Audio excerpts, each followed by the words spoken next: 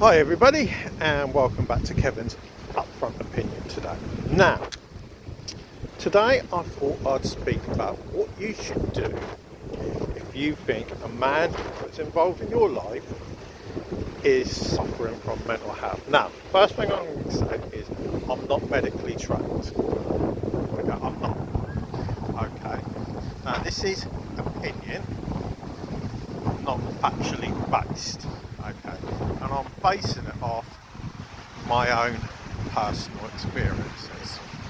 Now, approximately about 11 years ago, I got diagnosed with anxiety.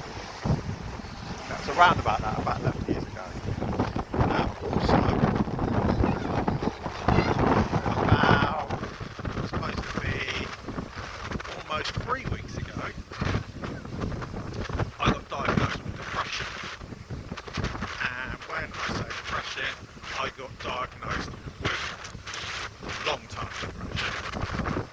Now, if you went and spoke to my wife, and I had her with me right here, right now, she would say, probably, because I've not spoken to her about this, okay, but most of the time that we've been together, and we've been together for over 11 years, getting over 12 years,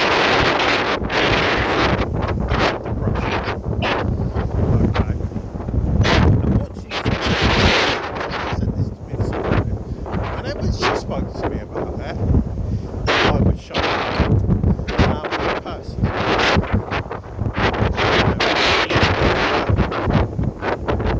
only a few weeks ago, she had told me about it, threatened me, that she would section me. Now, this is the nuts of it. Now,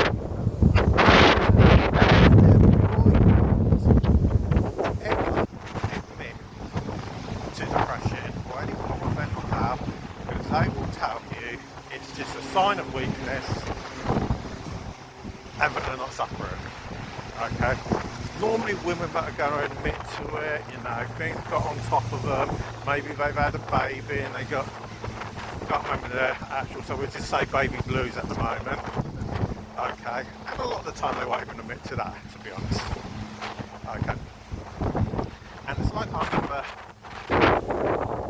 we had our last child, and a lot of people said to me, sorry, it wasn't our last child, it was a child before my daughter, Jasmine, who has Down syndrome. People always said to me, and doctors would say to me, how do you cope? And I said, well, I've got to cope. If I go down, the whole house of cards collapses. And in some respects, and a lot of respects, that is actually true.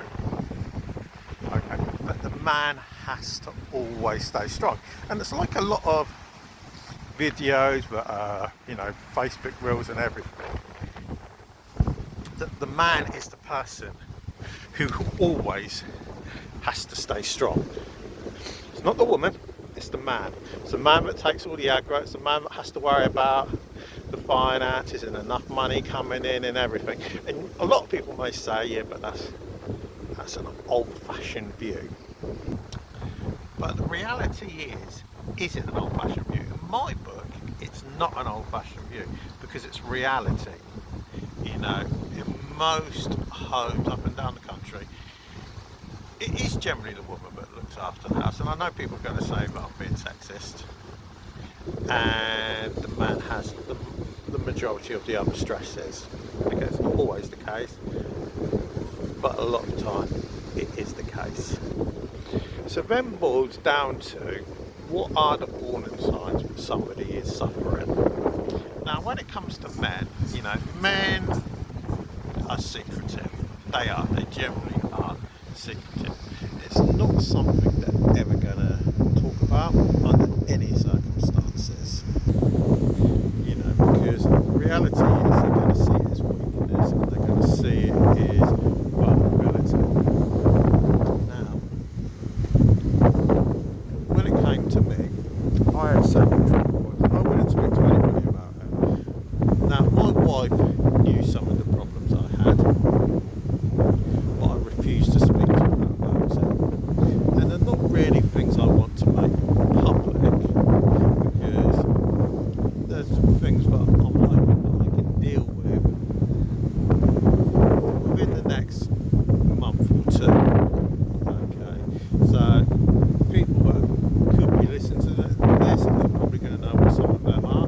Then obviously there were work issues, health issues, issues at home, the deterioration of my relationship with my stepdaughter. So from my point of view, I ended up taking it out on everybody else. I got snappier and blamed everybody except myself. Never spoke to anybody about it, and almost ended up walking out with my wife. That's how close. I literally, it almost ended up walking out on her. And she doesn't even, well, she knows about it now, because I'd had enough of it all, because I couldn't cope with it all.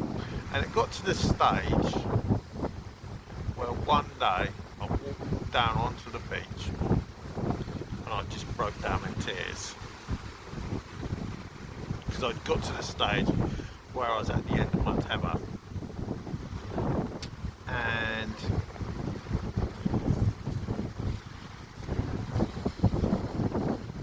I ended up going home. Never actually realised until I got home that I'd messaged my ex-girlfriend's sister, who I can't believe I did that. Don't even remember personally even send her the text. Well, it wasn't a text message, it was a Facebook message. And I am dearly sorry for doing that, because I shouldn't have done that. Okay, and like I said, I don't even know what I wrote, because I've never even gone back to look. So if she is watching, I am sorry. I do mean that, I am dearly sorry, because I shouldn't have sent you a message, because I hadn't spoken to you in nearly 16 years, so why on earth I did it, I don't honestly know. But another day, I got forced into going to a doctor's. But this is the key thing. What are the signs? One, men aren't going to talk about it. Certainly won't talk to their partner about it. Two, they will start getting really stressy and ratty. Doesn't mean they get violent, but they will start getting short-tempered. Three, now 3, 4 and 5 run into each other. They're either going to turn to drink, they're going to turn to drugs, or they're going to turn to women. Okay, that's a reality. They will do it. Now, I didn't start drinking, because I quit drinking a long time ago. Stopped drugs over a decade ago. Now, when it comes to women, now, I've never cheated on my wife. It's only 3 women I've never cheated on, and I will name them. My first proper girlfriend, Ali, who last time I spoke to her, which has got to be 20 years ago, was living in Dorchester. First person I really cared about. Second woman I've never cheated on is my ex-girlfriend, mother of my first child. Okay, Sophie. Never ever cheated on her. And the other one, I've never ever cheated on her, is my wife, Joanne, who I've been with for over a decade. What I am guilty of, and she's she already knows it, is I get inundated with messages from women saying to me, you know, things like, how would you like it? And normally, she knows, I'll just delete it, or I'll show her the message and she'll respond to it and say, I don't think my wife would be too happy. I can never remember what she says, you know, and it says on my profile, married with 7 kids run, okay, and I got to a stage where I just started responding to someone. I don't even really know why I even bothered responding to them, because half of them bored me to death, you know. And to be honest, most of them are going to be fake accounts, like you get so many on TikTok and Facebook anyway. But I started responding to them, and they're red flags. But the reality is, and it's quite simple, if a man doesn't want to speak about it and doesn't want to admit to it, they're not going to.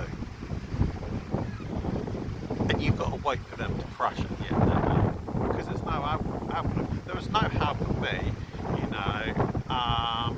My wife had to wait for me to crash, and when I crashed, she gave me 2 options. It was either I was going to be sectioned or I had to go to the doctors. And I chose to go to the doctors, and I ended up being put on antidepressants, and they told me I had to go and see a counsellor. Now, I've chosen I don't really want to go and see a counsellor because I don't think they really work. And I started doing these self-help videos, which I put on YouTube and Facebook and TikTok instead, and talking about personal experiences. So, I hope this helps a few people out today anyway. And if you are a man and you think you are struggling, do get the help. It's not worth how much you could potentially lose at the end of the day. So thanks for listening. I'll speak to you all again